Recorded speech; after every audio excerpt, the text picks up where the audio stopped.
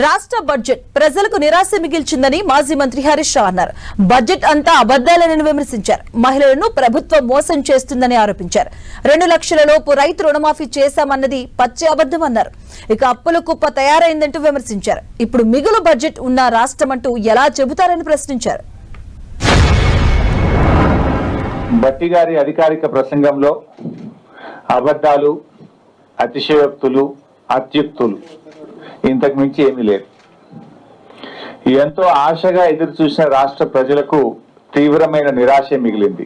బట్టి గారి ప్రసంగం బడ్జెట్ ప్రసంగంలా కాకుండా రాజకీయ ప్రసంగంలాగా ఉంది. ఎన్నికల ముందు అబద్ధాలు, అధికారంలో వచ్చిన తర్వాత అబద్ధాలు, చివరికి బడ్జెట్ ప్రసంగంలో కూడా అబద్ధాలు. 72 పేజీల బట్టి గారి ప్రసంగం గురించి చెప్పాలంటే పోయినసారి 70 పేజీలు ఉండే, ఈసారి 2 పేజీలు పెరిగింది. బడ్జెట్ లో 2 పేజీలు పెరిగినాయి తప్ప పేదల సంక్షేమం మాత్రం పెరగలేదు. ప్రజలకు ఇచ్చే హామీలకు బడ్జెట్ లో చోటు లేదు. చేతిలో వైకుంఠం, ఆద్యాంతం అబద్ధం. ఇది బట్టి గారి ప్రసంగం యొక్క సారాంశంగా మనం చెప్పుకోవాల్సినటువంటి అవసరం ఉంది.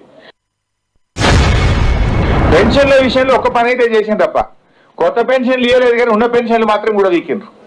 రేవంత్ రెడ్డి గారి 16 నెలల పాలనలో ఈ రాష్ట్రంలో 1,50,000 పెన్షన్లు తగ్గినాయి. 1,50,000 పెన్షన్లు కోత పెట్టింది. వీళ్ళు చెప్పింది 4,000 ఇస్తామని, 4,000 ఇవ్వలేదు కదా.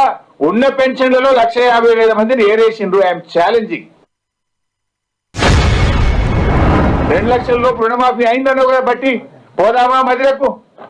ఎప్పుడు పోదాని చెప్పు, పోయి అడుగుదాంపా. రుణమాఫీ మొత్తం అయిందా? ఏ ఊరికి పోదావో నీ నియోజకవర్గంలో చెప్పు.